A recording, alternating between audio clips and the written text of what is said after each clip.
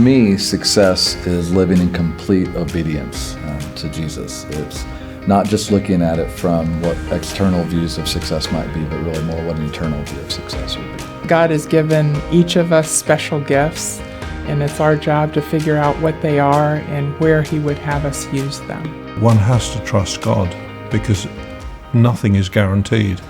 Even health and the length of our life is not guaranteed. Impacting the marketplace with our faith, that we demonstrate that faith every day in what we do, how we do it, that it leaves anybody that we do business with. They leave our presence with a desire to grow closer to God.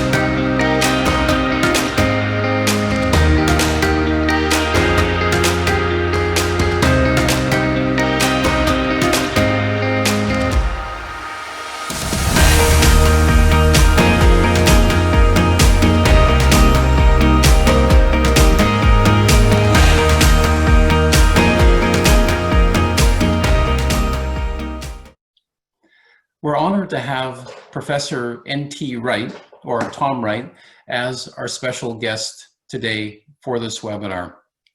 Professor Wright is Senior Research Fellow at Wycliffe Hall, University of Oxford. Wycliffe Hall is also the institution that ELO collaborates with in order to deliver its Entrepreneurial Leaders Program, a one-week residency at the University of Oxford each August. This year's program has been rescheduled to next year in August. And Professor Wright will be part of the teaching faculty. That's the plan at this point. So we're looking forward to having him with us at that time. During today's webinar, I'd like to just point out quickly that I have a set of questions that I'll be posing for Professor Wright. At the same time, we want to integrate as many questions from our global audience as possible. And as with previous webinars, we have people literally from around the world who are watching us right now. And we not only welcome you, but strongly encourage you to pose questions, state your name, institution, what part of the world you're from, and Professor Wright will try to address those questions too. Please bear in mind that there's many people who will be posing questions. We'll try to include as many as we can. We'll do our best. And if you notice me looking to the side of the screen, it's because I'm trying to read the questions while I'm also listening to Professor Wright. So at this point, I'd like to ask Professor Wright to sign in. I'll just wait momentarily, but Tom, if you can appear. Oh yeah, there, as if by magic. Tom, welcome to this webinar. Just need to, there you go. Thank you very much. Am I unmuted now? Can you hear me? Yes, you're unmuted and we are ready to roll. I'd like to mention to everyone in the audience that we'll be going exactly 1 hour. We like to keep to the time limit, get in as many questions as we can, and so we'll get started now. But Tom, before we get started with all these serious questions, just let everyone know how are things for you, the family, Wycliffe Hall in Oxford right now? In Oxford right now, it's hot. This is the hottest day of the year so far. In England, I know it doesn't reach the heights that it does in Texas or Nevada or somewhere, but it's quite warm. It's around 30 degrees Celsius, which is the high 80s Fahrenheit. And my wife is heartily wishing that we were by the Scottish sea coast rather than stuck here in South Middle England. But I'm good with that. It's rather fun, actually. Once in a while. Well, for those of us who have spent time in Oxford, I think like Vancouver, the seasons are raining, about to rain, or has just rained. Well, that's often the case. This year has been exceptional. Right throughout April, May, and now June, we've had very little rain. In fact, I'm having to water the garden quite regularly, but it's a nice problem to have. Well, thanks for giving us that context so we know where you are. Of course, you're inside in your office with all those great books behind you. So let's get started on the question. So let's start in a broad way first. First of all, what are some biblical principles regarding race relations? Wow, it's a huge question, and it's absolutely vital that we grapple with this. And I have to say, when I was younger and studying theology and Bible and so on, this is just not a question that used to come up. And I think that's so for many people. They've never heard sermons on it when they were growing up or whatever. So we're not used to handling the issues, but we should have been, because in the New Testament, it's absolutely front and center. Jesus says, many will come from east and west and sit down at table with Abraham, Isaac, and Jacob. And of course, the great divide in Jesus' day and Paul's day, as far as the Jewish people were concerned, was between the Jewish people and everybody else, the Jews and the Gentiles. Of course, nobody else saw it like that. Romans divided the world into Romans and everybody else. They called them barbarians because their speech sounded like sort of bar, bar, bar. And the Greeks, they picked that up from the Greeks as well, who used to refer to other people as barbarians. But one of the great insights from Scripture, from the Old Testament as well as the New, is that actually there is one God who has, as Paul says in Athens, made of one blood all nations of humans to dwell on the face of the earth. That is an extraordinary claim, quite a dramatic claim. And when Paul made it in Athens, I suspect it was a bit of a shock to the Greek philosophers as well, but it's really, really important. And so then the ethnic divide that Jewish people would perceive between themselves and the Gentiles was because the Gentiles worshipped idols. And so the Jews wanted to say they're unclean, we mustn't have anything to do with them. I mean, there's various ways in which that was navigated, but that was the basic principle. And that then the great principle which St. Paul articulates is that on the cross, Jesus of Nazareth has overcome the power of those idols, so that therefore now in Christ there is neither Jew nor Greek, slave nor free, male nor female, that's Galatians, or in Colossians, neither Jew nor Greek, barbarian or Scythian or slave or free. You're all one in the Messiah. And Paul retrieves passages like Psalm 87 in the Old Testament, which is truly extraordinary. It's kind of a prophetic psalm, which actually says that certain peoples who the ancient Israelites might well have seen as well beyond the pale are in fact born in Zion, which must mean the heavenly Jerusalem. And it lists Philistia and Babylon and Tyre and Egypt, which are the traditional enemies of the people of God. And the psalm says, no, God actually loves them and wants to include them. And Paul draws on that psalm in the letter to the Galatians, where he's explaining that there is basically one family which God is now creating. So this should have been always front and center whenever the gospel was preached, whenever St. Paul was expounded. And it's one of the great tragedies of Christian history that this has not been so. Well, related to what you just explained, there's a question here, can you define race? So let me restate that a bit. From a Christian standpoint, the most fundamental question would be, do we as Christians actually, should we think of race completely differently? Yeah, well, of course, there's an entire literature now, an entire academic subject on what precisely the word race might mean. And of course, the word shifts over time.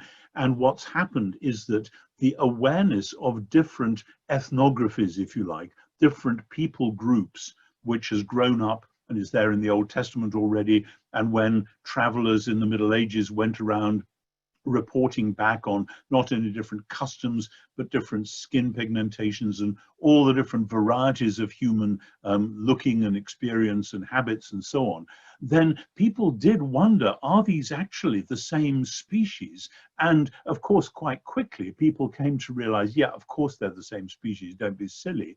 But part of the difficulty there is that with the 18th and 19th century in Europe and in America, there were theories about evolution, basically social Darwinism, which highlighted something that they called race, which then acquired a new significance, as though through evolution, different races had evolved differently. And this was seized upon by some in the late 19th century as a way of saying, there you are, this race has developed to be the master race. And of course, we know where that led to Hitler's Germany, but it also led to a great many people who went around the world thinking that because their skin was white, or as we should probably say, pink or brown or something, because very few people are actually stone white, then this somehow meant that they were part of a different grouping.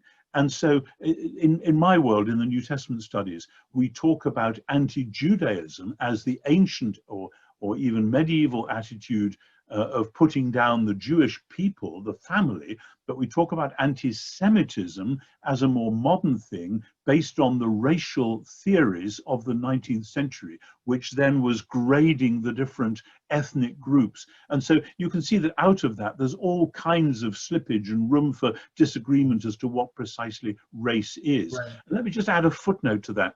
Because when we read the New Testament, we should remind ourselves that in the ancient Mediterranean world, where the first Christians lived, from Palestine through North Africa, through Turkey and Greece and Rome, skin pigmentation is not an issue. If somebody had turned up from the far north of Germany with a very fair skin, they might conceivably comment on that. If somebody had turned up from the south of Ethiopia with a very dark skin, they might conceivably comment on that. But people were of all shades and sorts. So we have to distance ourselves from our inclination of thinking of just white and just black. That wasn't the issue they were dealing with, nor did skin pigmentation have anything to do with social status or indeed things like slavery. So what we have added in the last 2 or 3 centuries, we have to strip away if we want to understand the implications of what they were saying back then. Well, and aren't part of the implications stemming back to the fact that God created humanity, not a race? Well, exactly. That the human race is the one that matters, as it were. And this is quite clear. I've just been doing some studies on Genesis for quite another project. And okay, of course, Genesis sees the descendants of Noah splitting 3 ways, according to Noah's 3 sons. That's a rough and ready characterization there in the book of Genesis. But as we see the Old Testament developing, there are so many ways in which there's crisscrossing takes place, and different peoples do different things at different times. And the prophets have this wonderful large-scale vision of God doing a new thing, and all the peoples, whatever they want to call themselves, all coming to worship the God of Israel because he is the creator God. That was a controversial claim, still is. But the point of Israel's God being the creator is precisely to say that all humans are made in the image of God, which means that they are called to be God reflectors, reflecting God into the world and the world back to God. That's absolutely basic. I'd like to get back to one point you mentioned in response to the previous question regarding the notion of social Darwinism. So from a Christian standpoint, I think one issue for Christians is, what is a true Christian view? So can you maybe distinguish between how a secular view and then tying in threads of social Darwinism and a view of race, how the underlying worldviews have really diverged? Wow. Yeah, that's a huge question. It would require a long, probably 3 or 4 lectures on 18th and 19th century Europe and America, because each country, each segment, each part of society has developed in subtly different ways. I've tried to track some of the broader picture of that in my Gifford Lectures, which is now published as History and Eschatology. But out of the 19th century, there emerged these different movements, which particularly because of what we call deism, or then particularly Epicureanism, which is getting God out of the picture altogether, or if God is there, he's a long way away, and we might, when we die, go and be with him, but we are running the world down here, thank you very much. And then that gave a kind of a license to European explorers, particularly in the 18th and 19th century, to think that they could now go and spread their enlightened views on the rest of the world. And it was very much almost a sort of sense of what we would call noblesse oblige, that because we are the enlightened ones, it is our duty to give our culture to all these other poor characters who haven't got the benefits that we've got. Now, okay, those other cultures didn't have Johann Sebastian Bach, they didn't have Shakespeare, whatever. But of course, what went with the cultural imperialism was a pretty brutal form of sometimes actual enslavement, obviously, but also a sense that we are going to impose our will, our laws, our systems, our values on you. and we're just and if you don't like it, well, we're actually going to send a gunboat or an army or whatever it is. And the history of colonialism is a very two-edged sword like that, that there were great cultural benefits, but huge follies and horrors going at the same time. And of course, that's one of the things that people are very concerned about now. But that was already happening. And the social Darwinism, which actually preceded Darwin himself, people were talking about what we now call social Darwinism in the late 18th and early 19th century, long before Charles Darwin ever got on a boat and went to the Galapagos. But then it gets this great impetus, particularly from a kind of an upwardly mobile social class that imagine in the Victorian period in England that they are now the developing ones, the new sort of middle class that discover they can actually do things and they aren't beholden to the aristocracy after all. It's a very convenient fiction, social Darwinism, and has continued thus, particularly when any nation imagines that it now is top nation because it has got bigger weapons or better industry or whatever. That carries on the social Darwinism, ironically including some countries, let the reader understand, where the very name of Darwin himself would be anathema to some people. But there are many crossovers here which perhaps are too far to explore right now. Right. Well, to contrast, again, the secular approach with what we would view as a Christian approach, I'd asked about, general biblical principles. So could you highlight maybe specifically Paul's approach? Of course, we know Paul talked a lot about this, but what would be some principles from the New Testament regarding race relations? Well, the first one, as I mentioned before, is the fact of and the meaning of the death of Jesus, that when Jesus died on the cross, as far as Paul is concerned, he says in Colossians 2, he disarmed the principalities and powers and made a public example of them. What are these principalities and powers? That's a kind of a vague phrase, but it's a way of talking about the idols of the nations who have enslaved the peoples.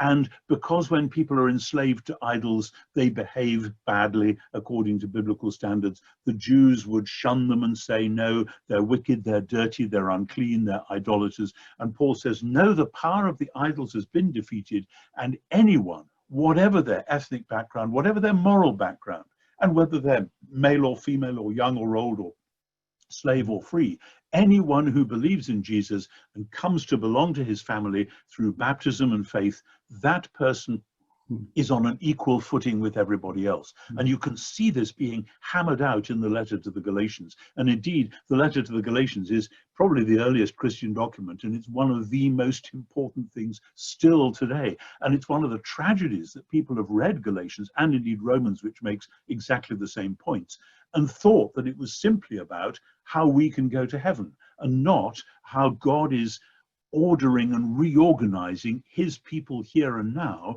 as a model of the whole new creation which God will one day fully and finally unveil. And from there's a line across to the book of Revelation where we have a great multitude of every nation and kingdom and tribe and tongue, all worshipping God together. Back to Romans, that's Paul's vision in Romans 14 and 15, that you may with one heart and voice glorify God, the Father of our Lord Jesus. It's very interesting.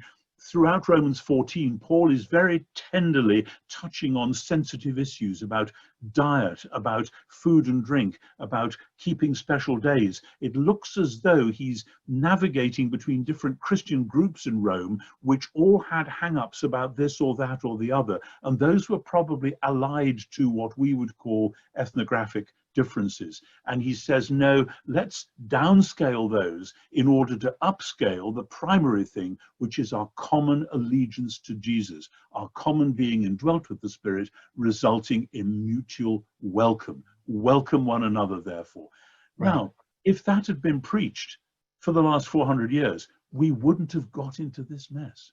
Well, and that leads to my next series of questions, because on the one hand, from a Christian standpoint, we might say, we may know what the Christian approach is, but is it being executed? So one of your comments you mentioned to me earlier is that racism is the failure of Christian vocation.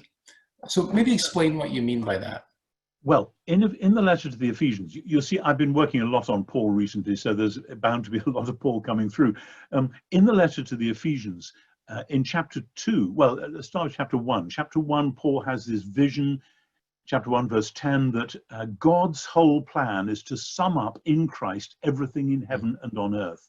There will be a new creation which will bring everything together into one. It won't be a matter of leaving earth and going to heaven. It'll be a matter of heaven and earth being joined in Christ.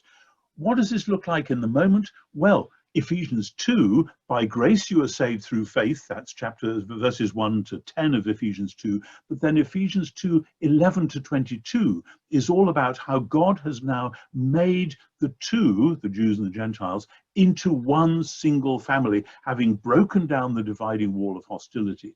And this is the extraordinary thing. Paul says, now we are a holy temple because God dwells in our midst by his Spirit. And what we are to be is an advanced, small working model of the new creation which God intends to unveil one day. It's already been launched in Jesus. It will happen when Jesus comes back. And the church is supposed to be the sign and the foretaste of that new creation. Now, the tragedy over the last 400 years is that so many Christians have really emphasized Ephesians 2, 1 to 10, about we're all sinners and we get saved by grace through faith. Fine. And have forgotten Ephesians 2, 11 to 22, which is that precisely because of that, there is now a single family. And that to have different ethnically identifiable groups of Christians worshipping as different identifiably ethnic groups, it is a travesty. It makes nonsense of the promise of new creation and of our vocation to model that in advance. Well, and one of the issues, again, that we discussed previously, which is a key concern is, have Christians and the church, missed the opportunity to model this approach to race? And if so, how has that happened? Well, it's one of those things. I think it goes back to the Middle Ages, though this is a long church history lecture, which obviously we can't get into now. But in the Middle Ages, there was so much stress on wanting to go to heaven when you die and being worried about purgatory, that if you die and you're not a perfect saint, you'll have to spend time in purgatory and it'll all be very uncomfortable and nasty, etc. And the Western medieval church, I'm not talking about Eastern Orthodoxy, they have other problems, but not this one.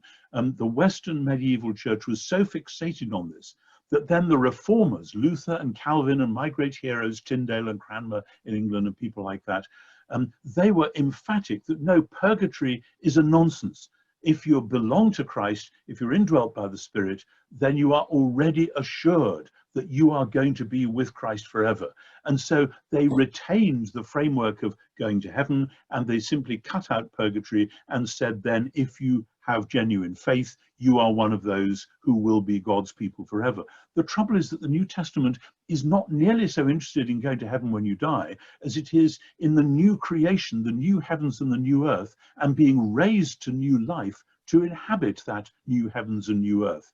In fact, we've usually got the Bible story the wrong way up. We've tended to tell it in terms of humans wanting to leave earth and go to heaven, whereas from Genesis 1 right through to Revelation 21 and 22, it's all about God wanting to come and dwell with his human creatures in a renewed heaven and earth. That's what the tabernacle was all about. It's what the temple was all about. It's what Jesus was all about when John says the word became flesh and tabernacled in our midst. But because the Reformation period was still so fixed on going to heaven, then that was the thing they worried about. Have you got the right sort of faith? Is that going to get you there? Have you worked it all out? And then at the same time, and this is one of the great unintended ironies, they insisted rightly on having the scriptures in everybody's own language. Wonderful. Translate the Bible into German, into English, into Portuguese, into every language you can. That process is still going on. But quite accidentally, along with that, there was a sense that, well, okay, if that's your language group, you should worship with your language group. So in London from the 16th century onwards, there were French churches, Polish churches, Portuguese churches, etc. And nobody seems to have stopped and said, hang on, we're supposed to be a single family, transcending ethnic and linguistic divides. So, okay, you need to do some things in your own groups, but we really do need to come together. Nobody was saying that, And that went on being the case right through till very recently, which is why I used to belong to a big church in London where right down the street was a big black Pentecostal church. Fine, that was great. Very occasionally we would visit, but mostly we saw them doing their thing on Sundays, and the congregation where I was mostly white, quite from around the world, but mostly white. And nobody seemed to think that that was odd or that we ought to be making more of an effort to transcend that. And that's just for starters. Could I just interject with a question, because it ties in with exactly what you're saying? So there was a question that a long while ago, Martin Luther King said, "It is appalling that the most segregated hour of Christian America is 11 o'clock on Sunday morning." Has this appalling situation changed? And some of our viewers, of course, are from all over the world, but what's the situation like in the UK for people who aren't familiar with that? I don't think it's changed that much. Of course, in the UK, only a small number of people go to church anyway, compared with some parts of the United States. I think there are other parts, like the far northwest of the US, for instance, where church going is about the same proportion as it is in the UK. But yes, still in the UK, people tend to drift to churches where most of the people look like they do. And that's quite natural. And it's hard to know what exactly to do about that, though it seems to me it's got to come from the top. The church leaders have got to take this one by the scruff of the neck. I'm proud and delighted that at the moment we have an Archbishop of York who is a black African from Uganda. And that has sent a great signal through the whole Church of England. And we now have far more people of colour and different ethnic backgrounds in the leadership of the Church of England, but there is an enormous long way to go. And here's the point. This isn't the church trying to kowtow to some new secular imperative. This is the church struggling to be what it should have been all along. If we leave a big gap, we shouldn't be surprised if other people try to fill it for us. Well, but then we mustn't turn around and say, oh no, that's just a secular idea and we're going to carry on as before. Well, I think, and that's again one of the questions that's come up. So there's what the church should be doing, but maybe hasn't. So now the fact that changes have been initiated in society at large, there's this fear that, like, what would you say to people who might think, well, now if I do something or my church does something, that somehow we're just following, we're not leading, we're following? Well, the church should have been leading on this one all along. The church should have been there in the middle of a muddled society as an example of how to get it right, as it were, to send a signal that it's okay, we can form one family. And because we weren't doing that, what happened? I mean, it's a very interesting story, really, in terms of intellectual history. What happened with the Enlightenment was that so many of the great European and American savants, the great thinkers, wanted the results of the Judeo-Christian heritage without the roots. So they wanted to get wisdom and medicine and education and social services, etc., all of which were ancient Christian imperatives, building on ancient Jewish imperatives, but they didn't want the Christianity and Judaism bit. So then they have gone ahead, and that's where multiculturalism comes from in many ways. And it's actually a Christian imperative, but shorn of its Christian roots, just like Marxism is Christian apocalyptic without the Christian bit, and so on. And so what we then should see is Christians rubbing their eyes and saying, oh, yeah, this is a wake-up call. We should have been doing that all along, and we're jolly well going to get ahead and do it. And we shouldn't be dog in the mangerish and say, if they have done it despite us, we're just going to refuse. It's a confused situation, but we have to get back to the original New Testament vision. It's as simple as that. Well, the good news is we have a lot of very, very insightful questions coming in, and I think this could be a 10-hour webinar, but we've got another 30 minutes, so I'm picking questions as best I can, but here's one that I think a lot of Christians have thought about. So this is from Gregory Nelson. The Old Testament talks about generational scars and sins, and he refers to Exodus 34:7, Numbers 14:18. For Christians in North America, how can we reconcile a history of our family members, even Christian brothers and sisters, who owned slaves or helped grow racism for 400 years. And maybe I can just phrase it a bit more generally. How should all of us living in these societies, when a lot of the grievances are against the history of systemic racism, and if you're living today as a Christian, what's the imperative to take ownership? Yeah, this is a very, very difficult one, because if you try to track back to the murky roots of the present situation, then we probably all have bits of our roots which we're ashamed of. My family tree doesn't go back that far. I know there were one or two people in the 18th and early 19th century in my distant family tree who were doing things in India that I'm not sure I would approve of now. I don't know very much about that. Is there anything I can do about that? Probably not. I mean, this is where I think we need the wisdom which Miroslav Volf articulated in that remarkable book from 25 years ago, Exclusion and Embrace. Because on the one hand, you have the proper Christian imperative to have an amnesty, a jubilee, forgiveness, reconciliation, healing. But on the other hand, you can't do that by papering over the cracks and by saying, oh, well, it's all right now, we've realized it was wrong, so we've said sorry, and now let's just forget it all, shall we? Because that is the classic sort of thing that, well, okay, here's an old white guy talking, that old white guys would say into the present cultural situation. And people receiving that would say, there they go again. They think they can get off the hook by that. The trouble is, if you go the other way, you end up with a culture of recrimination that just goes back and back and back and does not even aim at reconciliation. And hence, for Volf, exclusion and embrace have got to go together. The exclusion, which is the way of saying that was wrong and we must sort it out and we must make proper apologies in the proper way, but that aims at embrace. Otherwise, what you get, as a friend of mine said, we've been having a controversy in this country about pulling down statues of people who were involved with either slavery or other things in the distant past, or not so distant past. And a friend of mine said the danger is that the people who are pulling down statues today will be putting up guillotines tomorrow. And the revolutionary movements have had a bad track record of doing exactly that, because there is a self-righteousness about the revolutionary movements. You know, it's a wonderful feeling to pull down a statue of a slave trader and throw it into the harbor. You know, had I been there, would I have joined in that? I'm not sure. It's hard to say.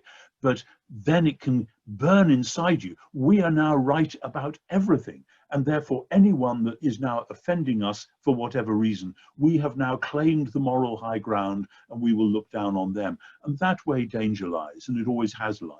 And part of our difficulty at the moment is that we are such a postmodern society that we've forgotten how to argue coherently and rationally. And argument collapses into simply, I don't like you and you don't like me, so we're just going to yell at each other. Now that's no good. So exclusion and embrace have to go hand in hand. You can only have the embrace when you've done the exclusion, but you cannot do the exclusion wisely unless it is aiming at the embrace. And if anyone doesn't know that book, I really still recommend it very strongly. Yeah, I think Tessa will post it in the chat. So before we get to some of the questions regarding, you know, the practicalities of implementation, there's one question I want to ask in terms of laying the foundation. Now, you've talked about how the church has slid into racism. So maybe you can just expand on this odd dynamic where the church has some element of either, you know, casual or systemic racism. Maybe just describe your perspective on that.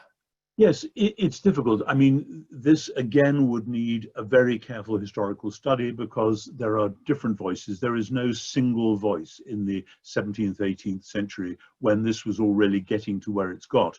I know that some of the people who went from this country as missionaries to the plantations in the colonies, i.e. North America, came back with genuine questions as to whether the Indians had souls or not. And you just think, oh my goodness, you know, which Bible were they reading? What are they thinking about? And you have to sort of go back and say, what theological muddles did they have that they would even think of asking the question that way? and what theological models did they have when the Pilgrim Fathers landed in North America and simply claimed land as theirs and regarded it as their promised land, and therefore scooped up bits from Deuteronomy or Joshua and Judges as though they could replay the conquest and the cleansing of the land, as though it was theirs to do that too. Now, I know it's much more complicated than that. And I know that there are layers upon layers and different people were preaching different things. But the main point I was making is that when those impetuses were going forward and when people were trying to do the new thing with the colonies and all that, from the 17th century or even earlier, then the church was not saying with every breath, every single human being we meet is a child of God, embraced by the love of Jesus, somebody for whom Christ died, and who must now be embraced as best we can, and honored and valued and seen as a God-reflecting image bearer. And if the church had been doing that, instead of saying maybe they have souls, and if so, how can we save them so they'll go to heaven, then I think an awful lot of things would have been very different. Right. So that's great. So we have around 20 minutes left, and we'll start looking at some of the practical issues in terms of what can individuals or the church do. And I'll just tie it in with a question that came from Corbin, associate pastor at Seymour Church of God in Seymour, Tennessee. It's always a good day when you have somebody from Tennessee listening in. So now this is quite interesting. So with political division in the US, how do you address the issue of racism in the church without being discredited as left-wing liberal? So again, let me just rephrase it a bit. So how can any of us take action and then avoid being characterized, or let's say mischaracterized? Yeah. This is a question which is particularly sharp in America right now, and I'm very much aware of that. I'm in daily touch with various friends in America who report to me from the sort of conversations they're having. We have, as usual, a kind of a softer version of that in Britain at the moment, depending on which newspapers you read or which television stations you look at. And it's partly because we've gone through such huge cultural shifts that people are nervous and they're clutching at straws. And so they are seeing different agendas as a package deal. I mean, 20 years ago, I remember when Rowan Williams first became Archbishop of Canterbury, and people were trying to figure out who he was and what he stood for, etc. They were astonished that on one hand, he seemed to be very strongly against abortion, and on the other hand, he was very cautiously in favor, in some circumstances, of what we've come to call gay marriage. And people saying, how can this be? He's anti-abortion, but he's pro-gay, and what is that? And those of us who knew Rowan Williams would know that it isn't a matter for him, and never has been, of saying, I will just take the entire left-wing package or I'll take the entire right-wing package. These packages, who made them up anyway? And you can see this when you cross the Atlantic and find that the right wing in America tends to go with certain types of evangelicalism, whereas many evangelicals in Britain, people who still value that label, would be probably left of center in our politics. Now, the fact that we have to use these left and right labels shows how poverty-stricken our discourse has become, and we urgently need to unscramble these package deals and lay issues out one by one and think through them from first principles. And we need teachers and Bible teachers and theologians and people who understand politics and economics and so on to help us do that. Otherwise, we do just collapse into sloganeering. And then, oh, it's crazy. That's the sort of thing that makes me want to go into full retirement. I'm in semi-retirement at the moment, but that just makes me want to say, I'm sorry, I've served my turn, let somebody else handle this. But we do need to have the clear thinking which will separate out the issues. Paul talks in one or two places about needing to discern what the will of God is. And it's not obvious, and you can't get it on a hand-me-down from the local radio stations or newspapers. Right. Well, one question which I think this issue brings up, which comes up quite often with a variety of issues, is what's the role of the church as an institution, or let's say maybe more effectively now, denominationalism has been in decline, but is there value to a denomination, a collection of denominations somehow representing the average, all of us in the trenches, and saying, here's what the church says, or here's what the church will do?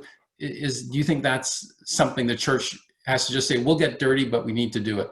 Well, there are many, many times when the church just has to get on and do the job, and if people misunderstand, then they misunderstand. And you can't please all the people all the time. You can't convince all the people all the time. But there are times when you just do have to get on, and that's when church leaders need to be praying together. But you see, the whole business about denominations and then a post-denominational world, that can be even more fractured and vociferous. And when I meet, as I often do, church leaders from big new independent churches, or churches that have been planted within the last 10 years and have come up out of nothing to be now a church of 4 figures or 5 figures, I constantly want to say to them, what links do you have with the other Jesus worshipping communities in your area?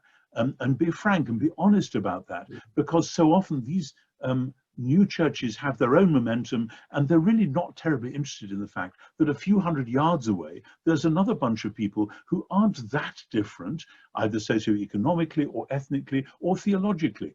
And this is the whole point of Paul's gospel. We belong together. And so it has to start with finding out who is down the street, who is basically trying to be, or says they're trying to be, honoring to Jesus and preaching the gospel in some way or other, even if they mightn't necessarily fine-tune it exactly the way you do.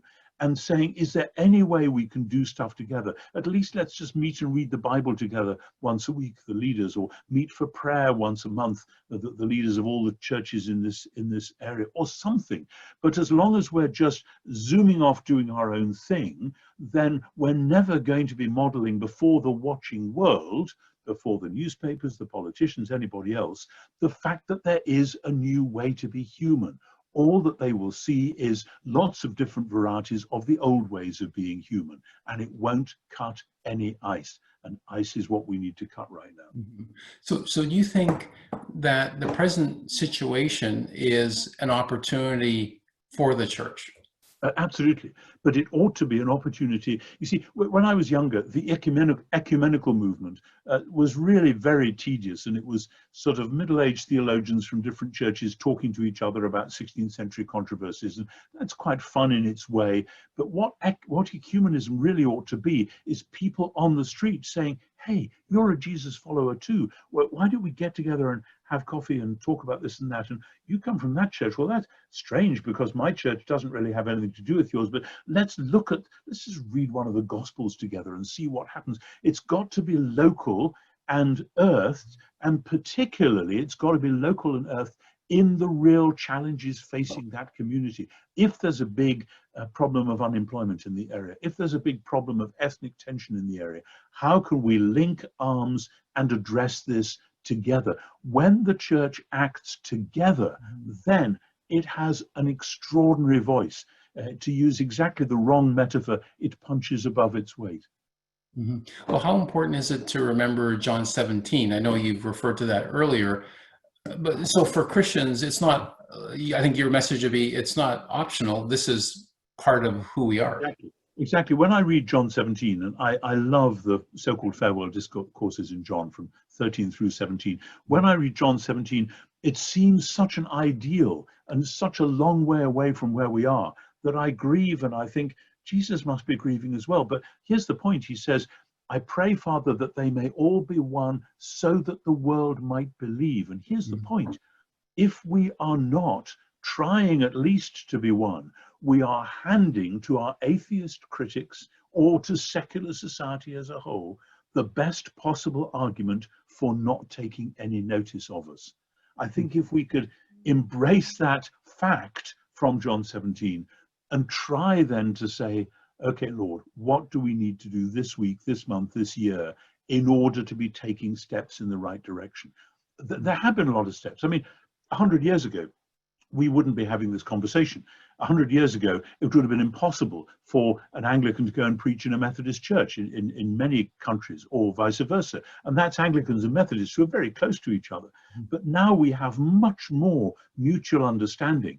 But some of the newer churches have pulled right away and done their own thing. Wonderful. They've made great inroads for the gospel into new bits of society. But we need not to rein that in, but to go with the energy with all of us together and to get on board. And because only so will the world have any good reason to suppose that we're saying something that should be taken seriously. That in the context of John 17 in your comments that Christians really have to fight against the self-fragmentation of Protestantism. You know, Protestantism is born out of people protesting in this ongoing cycle. So how do we very deliberately counteract what just seems so inherent in Protestantism? It's a major problem, and I'm not saying I have the answer to it in my back pocket, because I don't. As an Anglican or Episcopal in the States, one of the great things that I cherish about my tradition is that it does throw its arms open in all directions. You know, that to the extreme Protestants we look like Roman Catholics, to the Catholics we sometimes look like Methodists or Baptists or whatever. There is something about having a basic tradition which simply says we are reading the Bible, we are saying our prayers, we are believing in the creed, and we are trying to form and maintain communities that on that basis are serving the world around. That's the foundation of Anglicanism, is the Bible and the creed. And the danger with when you get later confessions added on and added on and added on, and people writing some new great statement and we've all got to sign or we're not part of the club, the danger is that more is less. And we need to, I mean, awful cliched phrase, get back to basics. But actually the Bible itself contains everything we need for this task.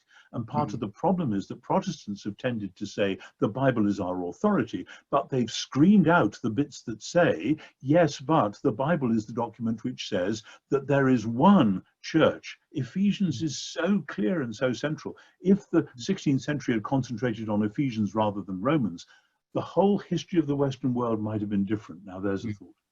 Well, here's a really interesting question. This is from Janine Bridge, Portico Church in Mississauga, so Greater Toronto area. Why is there a fragility around the discussion of race when Scripture addresses this so consistently? The short answer would be sin. I mean, we are all liable to lapse into thinking that the real people are the people like us. I mean, we in Britain have got this to an art form in terms of our class system, and we don't talk about it, but it's there, and it's there in how you talk, and it's there in where you live, and it's there in how you dress, and what sort of, whether you take the bus to work or the train to work, all sorts of things like that. And societies as a whole do this to themselves. It's a kind of defense mechanism.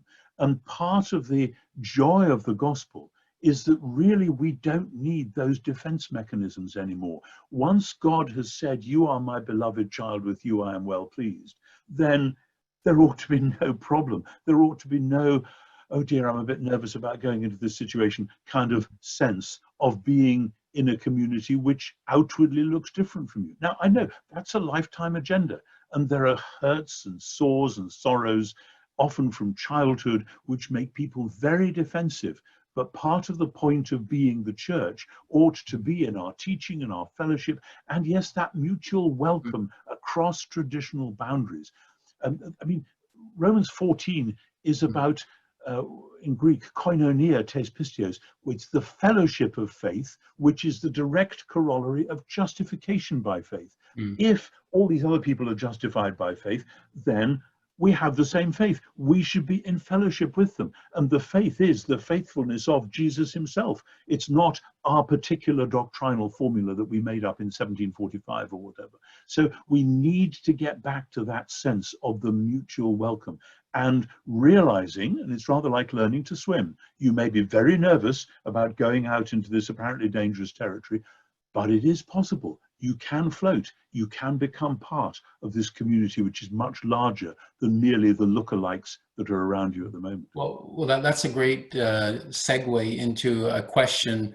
It's a bit UK specific, so maybe you can provide a bit of context for people. But the question is from Marie. It's the UK has this week remembered the Windrush generation. So maybe explain that to people. The migrant workers invited to live and work in post-war Britain from the Caribbean. have we learned anything from the lack of welcome the white English churches offered to brothers and sisters from the Caribbean, causing them to start their own Black congregations? So maybe just a bit of context for people. Well, I don't know the whole of the context, but there has been quite a fuss about this, and rightly so, that the British government after the war wanted to bring from what were then colonies or British protectorates in the Caribbean, to bring people over to Britain and encourage them to come, to set up here, to join the workforce, etc. And then it treated them pretty shabbily. I don't have in my head all the details of how that worked. But have we learnt the lessons from that? Probably not. And indeed, I think Theresa May, when she was Prime Minister 3 or 4 years ago, actually made a public apology to the Windrush generation. They came over on this boat called the Windrush, looking forward to a new life where they had been encouraged to come and then were not well treated when they got here. And I mean, the British problem with race is very different to the American problem with race, in that we didn't have the Civil War, we didn't have the history of slavery. We were at one stage distant, not that we weren't guilty, but that we were organizing it from a distance, as it were. But in terms of our own immigration, yes, there was a large immigration from the Caribbean in that period, and so there has been subsequently, which is the kind of reflex of our own colonization of that part of the world.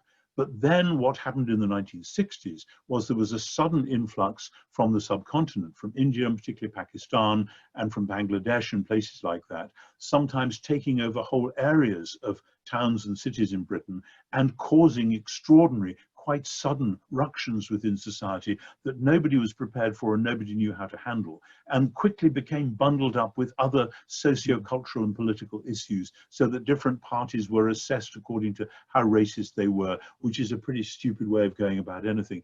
So we have had a pretty bad record on this, and at exactly that point, again, the churches were not addressing the issue head on as they should have been, and in particular they weren't expounding the Pauline gospel in ways would have said, here we all are, neither Jew nor Greek, barbarian, Scythian, slave or free, all one in Christ. If the churches had been doing that, it would have sent a signal to the rest of the world. This is okay. These people can be our fellow citizens, our brothers and sisters, but we weren't really doing that, and we need to catch up pretty fast.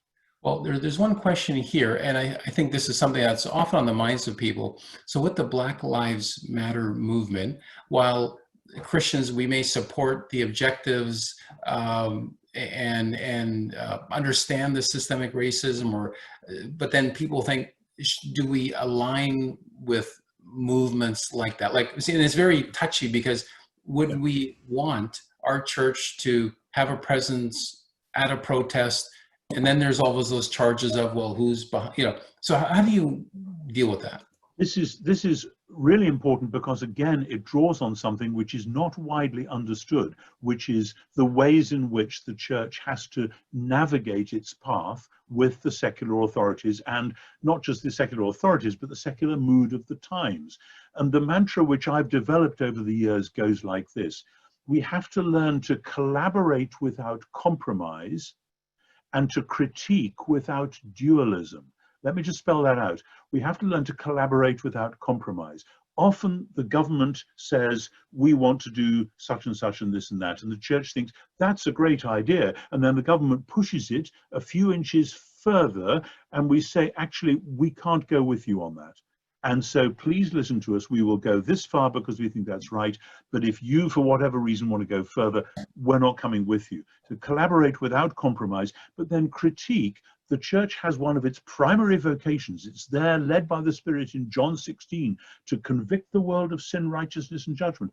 That is our job, to critique. We have handed that over to the newspapers, to the journalists. They think it's their role to be the main critic of society and government. It's the church's role, because God gave us his Spirit to do that. But we have to do that without the dualism, which says we are perfectly clean and above board and we're a city on a hill, and you down there, you're all a mess. No, the church often has its own feet muddy with the mud of the world.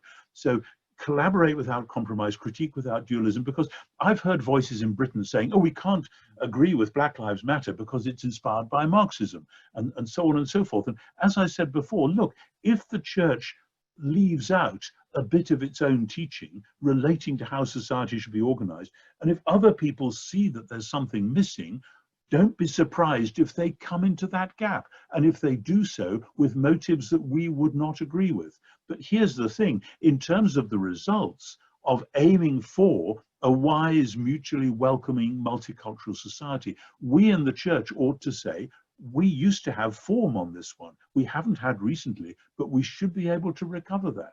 Otherwise, we are simply backing off, and then Jesus' comment comes back, the children of this world are sometimes wiser in their generation than the children of light. Let that not be said about us. Mm-hmm.